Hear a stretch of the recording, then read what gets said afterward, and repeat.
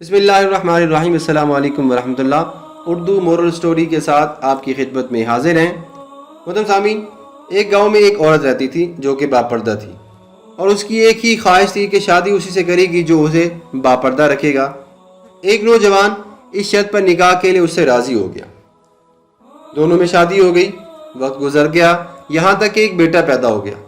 ایک دن شوہر کہتا ہے کہ میں سارا دن کھیتوں میں کام کرتا ہوں، کھانے کے لیے مجھے گھر آنا پڑتا ہے جس سے وقت کا ضیاع ہوتا ہے، تم مجھے کھانا کھیتوں میں پہنچا دیا کرو۔ بیوی راضی ہو جاتی ہے۔ وقت یوں ہی گزرتا چلا گیا، گزرتے گزرتے ایک اور بیٹا پیدا ہو جاتا ہے، جس پر شوہر کہتا ہے کہ اب ہمارا گزارا مشکل ہے، تمہیں بھی میرے ساتھ کھیتوں میں ہاتھ بٹانا پڑے گا۔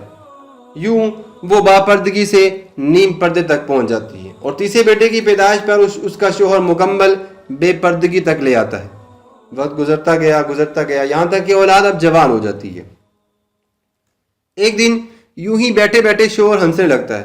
بیوی سبب پوچھتی ہے تو کہتا ہے کہ بڑا تو پردہ کرتی تھی، آخر کار تیرا یہ پردہ ختم ہو گیا، کیا فرق پڑا پردے کا اور بے پردگی کا؟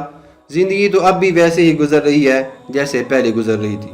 وہ بولتی ہے کہ تم ساتھ والے کمرے میں چھپ جاؤ، میں تمہیں پردے اور بے پردگی کا فرق سمجھاتی ہوں۔ شوہر کمرے میں چھپ جاتا ہے۔ عورت اپنے بال بکھیرے رونا پیٹنا شروع کر دیتی ہے۔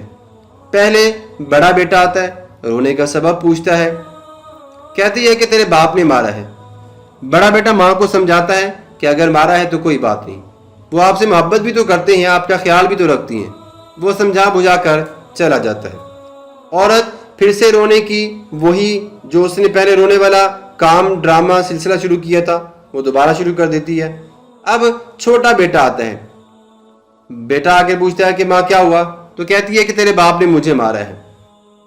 اب یہ والا بیٹا اس کو غصہ آ جاتا ہے، وہ باپ کو برا بھلا کہتے ہوئے ماں کو سمجھا بجھا کر چپ کروا کے چلا جاتا ہے۔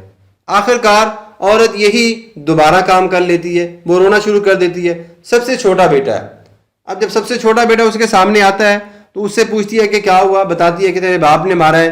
تو چھوٹا بیٹا غصے سے آگ بگولا ہو جاتا ہے اور زور زور سے گالیاں بکتے ہوئے ڈنڈا اٹھاتا ہے اور کہتا ہے کہ ابھی باپ کی خبر لیتا ہوں۔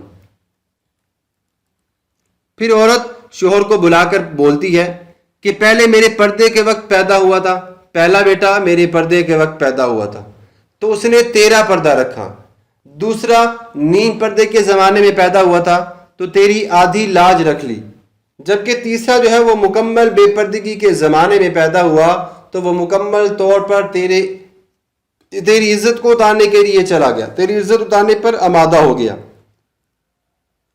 محترم سامعین، حاصل کلام یہ ہے کہ پردہ عورت کا فطرتی تقاضا ہے جو خالق مرد و زن کی طرف سے قاعدہ بھی ہے اور اصول بھی ہے اور اس کے فوائد بھی ہیں، تو لہٰذا کوشش کرنی چاہیے کہ انسان کو ان باتوں کی طرف رجوع کرتے ہوئے خیال بھی رکھنا چاہیے۔ اللہ حافظ۔